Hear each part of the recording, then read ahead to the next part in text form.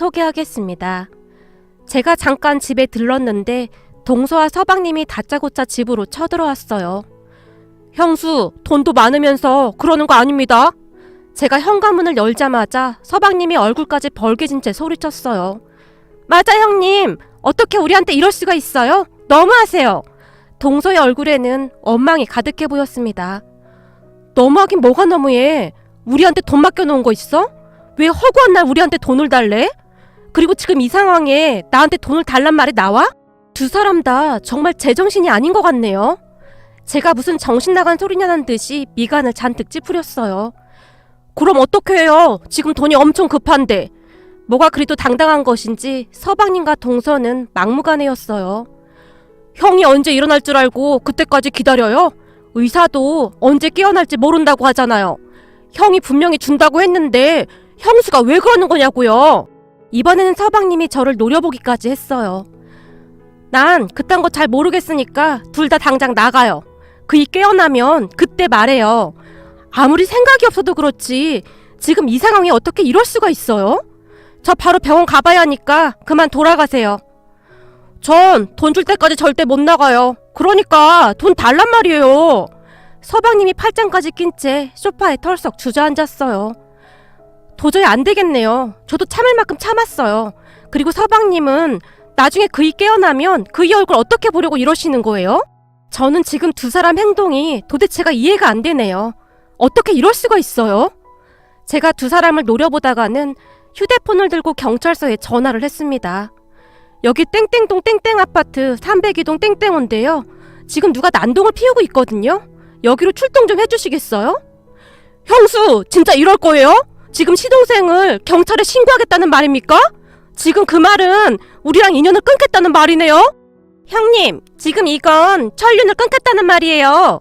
동서가 제 팔에 매달렸어요. 하지만 제가 동서의 팔을 뿌리쳤습니다.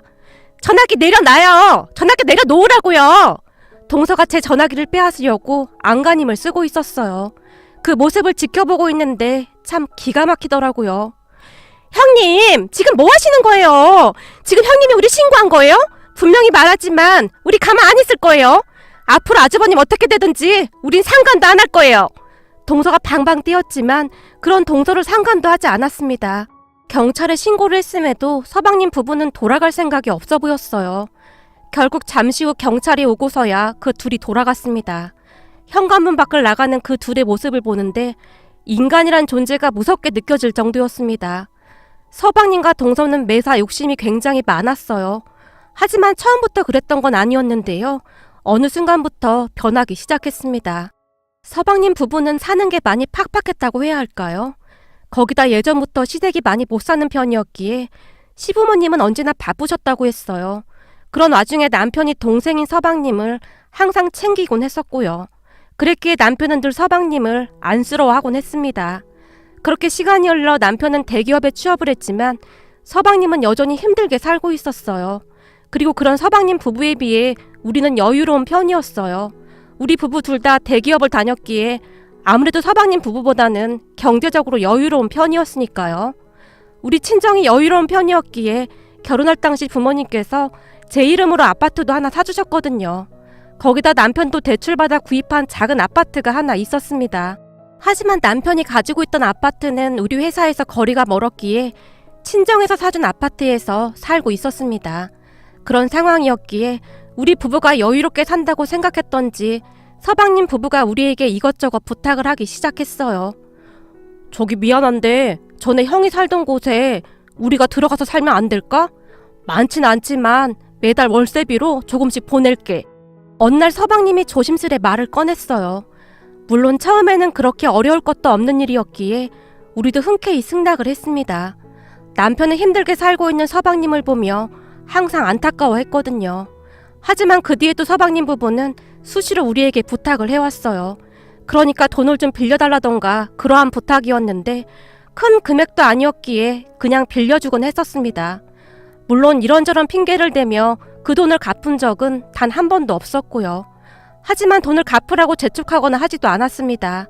서방님 부부가 어렵게 사는 것을 그 누구보다도 잘 알고 있었으니까요. 어느 날은 친정아빠가 남편에게 새 차를 사주셨어요. 남편이 워낙 착한 사람이었기에 친정 부모님께도 참 잘했거든요. 그런데 그 사실을 알게 된 서방님이 남편에게 득달같이 전화를 해왔습니다. 그럼 형이 타던 차 놔주면 되겠네. 형은 돈도 많으니까 그까지 차 정도는 줄 수 있지 않나? 난 차 사줄 장인도 없고 참 인생이 왜 이 모양이냐? 서방님이 풀 죽은 목소리로 말했어요. 아마도 그때부터였던 것 같은데요. 서방님 부부는 마치 우리 돈이 자기들 것 마냥 아주 당연하다고 생각하는 듯 했거든요. 그런 서방님 부부 때문에 조금씩 불편해지고 있을 무렵 우리 부부에게 위기가 닥쳐왔습니다. 남편이 큰 교통사고를 당했거든요. 남편은 한동안 깨어나질 못했습니다. 그리고 그때쯤 저는 남편으로 인해 제정신이 아니었어요. 회사에 휴직기까지 낸 채 남편 곁을 지켰거든요. 우리 친정 부모님 또한 하루도 거르지 않고 병원을 찾아오셔서 남편이 깨어나기만을 간절한 마음으로 기다리셨습니다. 정말일지 하루하루 지옥 속에 살고 있었다고 보셔도 될 것 같습니다. 병원 침대에 누워있는 남편을 보며 세상에 있는 모든 신들에게 기도하고 또 기도했으니까요. 그런데 그 와중에도 서방님 부부가 저를 찾아왔던 거였어요. 집을 사야 하는데 돈이 없다고 하면서 말이죠. 서방님 말로는 우리 남편이 돈을 보태주기로 했다는 거였어요. 형이 언제 깨어날지도 모르는데 우선 돈부터 주세요. 우리 집 잔금 치러야 한단 말이에요. 어느 날 남편이 입원해 있는 병원으로 찾아온 서방님이 제게 다짜고짜 돈을 내놓으라고 떼를 쓰기 시작했어요.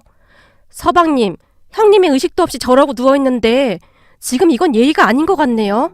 그리고 전 그런 얘기 들은 적도 없습니다.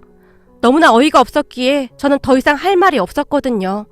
사람이라면 최소한 형 안부부터 걱정해야 하는 게 맞지 않나요? 의사 말이 형이 언제 깨어날지 모른다고 하던데 그럼 우린 어떡해요?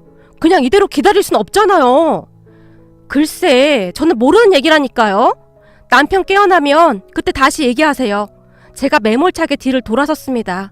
하지만 그 뒤에도 서방님 내외가 수시로 찾아와서 떼를 썼어요. 그리고 저도 그 둘의 모습을 보며 옥이라는 것이 생기기 시작했습니다. 절대 한 푼도 주고 싶지 않았거든요.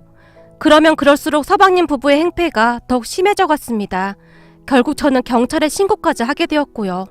제가 가장 이해할 수 없었던 부분이 있었는데 동서야 그렇다 치더라도 서방님의 행동이 도저히 이해가 되지 않았어요. 다른 사람도 아니고 한 뱃속에서 나온 형이 의식조차 없이 사경을 헤매고 있는데 그런 형은 신경도 쓰지 않은 채 어쩌면 이럴 수가 있단 말입니까? 서방님에게 우리 남편은 부모와 같은 존재였는데 말이죠. 거기다 더 기가 막혔던 건 남편이 교통사고를 당한 뒤 시부모님조차도 나몰라라 했는데요. 병원에 한두 번 찾아와서는 아유, 우리 팔자가 왜 이 모양이야? 장남이 대기업 들어가서 우리 팔자도 좀 피나 했더니 이게 웬 날벼락이야?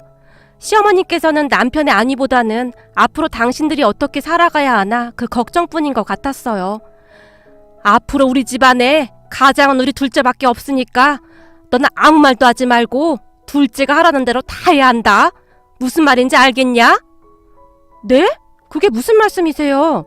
그이가 지금 어떻게 된 것도 아니고 의사 선생님이 더 지켜봐야 한다고 했는데 어떻게 그런 말씀을 하실 수가 있으세요? 시어머님의 말에 큰 충격을 받았던지라 제 입술이 파르르 떨리고 있었어요. 딱 보면 모르겠냐? 지금까지 안 깨어난 거면 가망이 없는 거 아니겠어? 그리고 우리가 부모인데 지금 우리 심정이 어떤지 알기나 해? 우리도 지금 앞이 깜깜할 지경이야. 앞으로 어떻게 살아야 할지 막막하단 말이다. 그러니까 우리도 살 궁리를 해야 하지 않겠느냐 말이야. 시어머님은 오로지 당신들 걱정만 할 뿐이었고 옆에 계시던 시아버님은 한숨만 쉬고 계셨어요. 그렇게 시댁가족들과 저의 신경전이 점점 막장으로 치닫고 있었습니다. 시부모님의 행동도 기가 막히고 어이가 없었지만 제가 몇 번이나 생각해보고 또 생각해봐도 서방님 내외는 우리 남편이 깨어나지 않길 바라는 듯해 보일 정도였거든요. 그리고 얼마 뒤 저는 그 이유를 알고 경악을 금치 못했습니다. 서방님과 동서의 만행은 어마어마했는데요. 동서가 보험 일을 꽤 오래 하고 있었어요. 그런 동서가 안쓰러워서 남편과 제가 보험을 꽤 많이 들어줬었는데요. 어떻게 한 것인지는 모르겠지만 남편이 들었던 보험 전부의 수익자가 서방님으로 되어 있었어요. 서방님 말로는 남편이 그렇게 하라고 했다는 말만 할 뿐이었어요. 형이 제가 힘들게 산다고 수익자를 다 저로 하라고 했어요. 형수는 형 보험금 없이도 잘 먹고 잘 살 수 있다고요. 서방님은 그 말만 할 뿐이었어요. 서방님은 남편이 어떻게 되든 별 상관이 없다는 그런 표정이었습니다. 그러니까 서방님 부부는 우리 남편이 깨어나지 않을 거라고 확신하고 있었다고 해도 과언이 아니었습니다. 그리고 저는 그들의 모습에서 악마를 보았습니다. 사람이 얼마나 추악해질 수 있는지 눈앞에서 똑똑히 확인했으니까요. 하지만 세상은 서방님 부부 편이 아니었습니다. 어느 날 아침 우리 남편이 마치 기적과도 같이 깨어났거든요. 남편이 깨어났다는 소식을 들은 서방님 부부가 사색이 된 채 병원으로 쫓아왔습니다. 형이 깨어났다는 게 정말이에요? 병원 복도에서 마주친 서방님이 저를 보며 물었는데 서방님의 눈동자가 심하게 떨리고 있었어요. 네, 오늘 아침에 깨어났어요. 의사 말로는 하늘이 도운 것 같다고 했어요. 근데 참 이상하네요. 형이 깨어났는데 서방님이랑 동서 표정이 왜 그래요? 하나도 기쁘지 않은 것 같네요. 형수님, 무슨 말을 그렇게 하세요? 안 기쁘긴요. 당연히 기쁘죠. 하나밖에 없는 형인데요. 남편이 의식이 없는 동안 형수라는 호칭만 사용하던 서방님의 입에서 오랜만에 형수님이라는 단어가 튀어나왔어요. 병실 들어가 보세요. 형 깨어났으니까 얼른 가서 돈 달라고 하셔야죠. 돈이요? 에이, 형이 이렇게 누워있는데 돈은 무슨 돈이에요? 왜요? 형이 돈 주기로 했다면서요. 급한 돈인 것 같은데 얼른 가서 말하세요. 형수님, 왜 그러세요? 지금은 형이 안정을 취할 때잖아요? 저도 양심이 있지. 어떻게 그래요? 그리고 그때 저희가 형수님한테 그렇게 한 건 다 잊으세요. 저도 형이 의식이 없는 상태라 충격을 많이 받아서 그런 거니까요. 서방님의 태도가 완전히 바뀌어 있었어요. 그 모습에 그저 어이가 없을 뿐이었지만 우선은 남편의 회복이 먼저였기에 저도 모른 척하고 말았습니다. 그 뒤 시간이 얼마나 지났을까요? 남편이 퇴원을 하게 되었어요. 여보, 정말 고마워. 병원에서 간호사님이 그러더라. 나보고 전생에 나라를 구했다고? 어? 그게 무슨 말이야? 아니, 내가 이번에 느낀 게 참 많았어. 병원에 의식도 없이 누워있는 동안 장모님이랑 당신이 지극정성으로 간호했다는 소리 들었어. 근데 우리 부모님이랑 내 동생은 얼굴도 잘 안 비쳤다고 하더라. 간호사님이 한동안 장모님이 우리 엄마인 줄 알았대. 근데 나중에 알고 보니 장모님이라고 해서 많이 놀랐다고 하더라고. 우리 부모님이랑 동생은 역시나 예상을 벗어나지 않는구나. 남편의 얼굴에는 씁쓸함이 가득해 보였어요. 그렇지 않아도 당신한테 할 말이 있는데 서방님이랑 동서 말이야. 당신이 병원에 누워있는 동안 상상을 초월할 정도로 나 힘들게 했어. 내가 웬만하면 이런 말 안 하는데 도저히 안 되겠더라고. 당신이 서방님한테 돈 주기로 했다면서 돈 내놓으라고 난리를 쳐서 경찰까지 불렀었어. 거기다 당신이 동서한테 들었던 보험 대부분의 수익자가 서방님으로 되어 있다던데 혹시 당신 그거 알고 있었어? 당신이 동의했다고 하던데? 뭐? 내가? 내가 언제? 난 그런 적 없어. 그럼 내가 누워있는 동안에 보험금 받을 생각만 하고 있었다는 거네. 참 하나뿐인 동생이 그러고 있었다니 기가 차서 말이 안 나온다. 그동안 불쌍해서 이것저것 챙겨줬었는데 도저히 안 되겠다. 이번 기회에 아주 연을 끊던지 해야지. 사람이라면 절대 그렇게 못해. 남편의 몸이 부들부들 떨리고 있었어요. 그 뒤 남편이 서방님에게 보험 관련 서류들을 전부 다 가지고 오라고 했고 서방님 부부가 놀라서 찾아왔어요. 내가 재수 씨한테 보험 알아서 잘 해달라고 했더니 어떻게 이럴 수가 있나요? 나는 재수 씨가 시키는 대로 사인하라는 곳에 사인만 했는데 결국 나한테 사기친 거네요. 제가 재수 씨를 믿고 다 맡긴 건데 어떻게 이럴 수가 있어요? 제가 언제 수익자를 동생으로 하라고 했습니까? 아니, 그게 말이죠. 혹시나 아주버님 잘못되면 형님이 모든 보험료를 다 가져가게 되는데 그러면 좀 그렇잖아요. 사실 시부모님이나 이 사람이 아주버님 핏줄인데 피를 나는 가족이 가져가는 게 맞는 거죠. 형님은 피 한 방울 안 섞인 남이잖아요. 거기다 제가 보니 여자들이나 남자들이나 보험금 낼름 챙겨가서 나중에 재혼까지 하고 아주 잘 살더라고요. 어머님께서도 저한테 그렇게 하라고 하셨어요. 그러니까 저한테 너무 그러지 마세요. 진짜 무서운 사람이다. 동서, 어떻게 그런 말을 할 수가 있어? 그럼 서방님 보험도 수익자가 우리 남편이겠네? 동서 말대로라면 그게 맞는 거잖아? 동선에는 수익자 누구로 되어 있어? 그게 우리는 제가 수익자로 되어 있죠. 어떤 점쟁이가 그러는데 우리 남편은 생명줄이 엄청 길다고 했거든요. 뭐라고? 동서는 지금 그게 말이 된다고 생각해? 너무나 어이가 없어서 제가 더 이상 말을 잇지 못했는데요. 그 순간 남편의 낯빛이 더욱 어두워졌습니다. 그리고 내가 언제 너한테 돈 준다고 했어? 네 형수한테 들었니? 네가 돈 달라고 난동까지 피웠다며? 내가? 아니야 형. 그럴 리가 없잖아. 형이 그러고 누워있는데 내가 어떻게 그런 짓을 하겠어? 서방님이 놀란 채 순간 발뺌을 했어요. 서방님, 그럼 제가 거짓말을 하고 있다는 거네요? 형수님, 그게 아니라 제가 돈을 좀 빌려달라고 했지. 왜 말을 부풀리시는 겁니까? 너무 서운합니다. 형, 나 못 믿는 거야? 나 하나뿐인 형 동생이잖아. 서방님이 적반하장으로 저를 몰아붙였어요. 그래요? 그럼 누구 말이 맞는지 우리 남편이 판단하면 되겠네요. 제가 서방님을 노려보며 휴대폰에 녹음된 내용을 재생시켰습니다.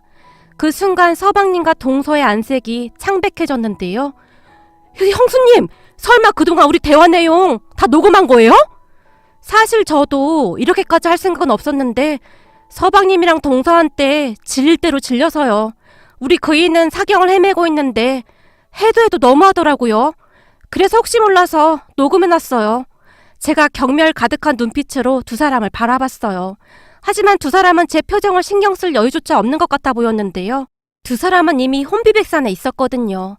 결국 휴대폰에서 두 사람의 목소리가 새어나오면서 그동안 제게 했던 것들이 낱낱이 밝혀지게 되었습니다. 그동안 어렵게 사는 것 같아서 모른 척하고 도와준 건데 사람이라면 절대 이런 짓 못하지. 남편이 고개를 절레절레 흔들었어요. 형, 내 말 좀 들어봐. 내가 잘못한 건 맞는데 생각해봐. 만약에 형이 잘못되기라도 하면 엄마 아버지도 내가 책임져야 하잖아. 그래서 그랬어. 나 혼자 잘 먹고 잘 살려고 그랬던 건 아니야. 정말이야. 그동안 내가 사경을 헤맬 동안 엄마 아버지 그리고 너까지 어떻게 하면 잘 먹고 잘 살까 그 고민만 했다는 거네. 근데 어쩌냐. 내가 이렇게 갑자기 의식을 회복해서 가족들을 위해서는 내가 그냥 떠나줬어야 했는데 남편이 그저 쓴웃음만 지을 뿐이었어요. 형, 미안해. 정말 미안해. 형이 잘못되면 어떻게 해야 하나 너무 무서워서 그랬어. 다 필요 없고 난 앞으로 친가 가족들 없다고 생각하고 살 테니까 다시는 찾아오지 마라. 그리고 니들이 살고 있는 그 집도 비워줘야겠다. 사실 때가 되면 난 그 집 명의를 네 명의로 바꿔주려고 했거든. 난 적어도 네가 내 하나뿐인 동생이라 안타까운 마음이 들었거든. 근데 그동안 넌 날 형으로 생각하지도 않았구나. 너한테 난 그저 돈줄이었구나. 이번 달 말까지 짐 빼서 나가. 그 집 다른 사람한테 전세 줄 거니까. 남편의 얼굴은 마음감이 교차하는 듯 했는데 그동안 믿었던 시댁 가족들의 배신에 치가 떨린다는 듯 고개를 절레절레 저을 뿐이었어요. 형, 잘못했어. 정말 잘못했어. 한 번만 용서해줘. 지금 우리 보고 나가라고 하면 어쩌란 거야. 네 형수한테 들어보니 아파트 잔금 내야 한다고 돈 달라고 했다며. 그 집에 들어가서 살면 되겠네. 아니야. 그거 다 거짓말한 거야. 한 번만 용서해줘. 지금 나가면 우리 밖에 나앉아야 한단 말이야. 난 모르니까 얼른 짐 싸서 나가라. 안 그러면 경찰에 신고할 테니까. 보따리 싸서 엄마 아버지 집에 가서 같이 살면 되겠네. 그리고 다시는 우리 찾지 마라. 남편의 표정에서 찬바람이 쌩쌩 불고 있었어요. 그 뒤 서방님과 동서가 쫓겨나듯 나갔는데요. 잠시 후에 시부모님께 연락이 왔어요. 첫째야, 우린 그저 둘째가 시켜서 그런 것뿐이다. 병원도 둘째가 저을 때 가지 말라고 해서 못 간 거야. 우린 정말 억울해. 그러게요. 억울하긴 하시겠네요.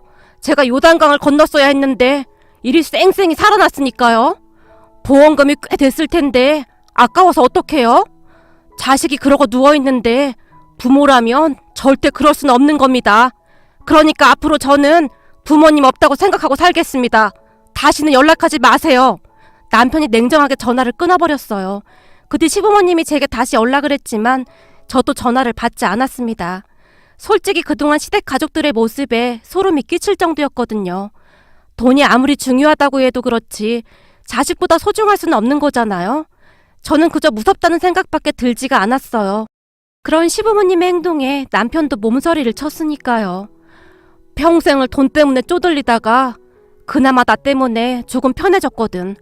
아마도 예전에 구질구질하게 살던 그때로 돌아가고 싶지 않았겠지. 당신은 잘 이해하기 어렵겠지만 예전부터 우리 엄마는 자식보다 돈을 더 중요하게 생각했거든. 남편이 수디쓴 미소를 지었어요. 얼마 뒤 서방님 부부는 아파트에서 쫓겨나다시피 나갔습니다. 그동안 서방님은 변변한 직업도 없이 동서가 벌어오는 돈과 우리 남편에게 빌붙어서 받은 돈으로 살아가고 있었는데 돈 나올 구석이 없으니 난리가 났다고 하네요. 사실 동서가 하는 보험 일도 우리 남편이 이리저리 소개시켜줘서 그나마 먹고 살고 있었다는데요. 그마저도 끊겨서 난리가 난 모양이고요. 생각 같아서는 보험회사에 수익자를 제멋대로 한 것까지 신고하고 싶었지만 똑같은 사람이 되고 싶지 않아 그건 그냥 두기로 했습니다. 물론 그동안 들어간 보험은 전부 해약해버렸고요. 그렇게 시부모님과 서방님 부부가 시부모님 집에서 같이 살고 있다고 하는데요. 서로 으르렁거리면서 살고 있다는데 서방님 부부가 집이 없으니 나가지도 못하고 꼴이 아주 말이 아니라고 하더라고요. 요즘도 간혹가다 연락이 오긴 하지만 남편은 냉정하리만큼 전화를 끊어버리고 있어요. 그건 저도 마찬가지랍니다. 수신 차단을 했는데 모르는 번호로 전화가 계속 걸려오고 있거든요. 우리 남편이 병원에 누워서 사경을 헤매던 그때 그들이 우리에게 한 짓을 절대 잊을 수가 없었으니까요. 어느 날은 우리 엄마가 안타까운 듯이 말씀하셨는데요. 아니 세상에 이렇게 착한 사람이 어딨다고. 최서방한테 가족들이 왜 그랬는지 도대체 이해가 안 된다. 보고 있으면 참 딱하기도 하고 마음이 안 좋아. 우리 부모님은 그런 남편을 참 따뜻하게 대해주시고 계신답니다. 물론 남편 또한 친정 부모님께 그렇게 잘할 수가 없어요. 하지만 앞으로 시댁 가족들과는 도저히 연락을 하고 지낼 수가 없을 것 같네요.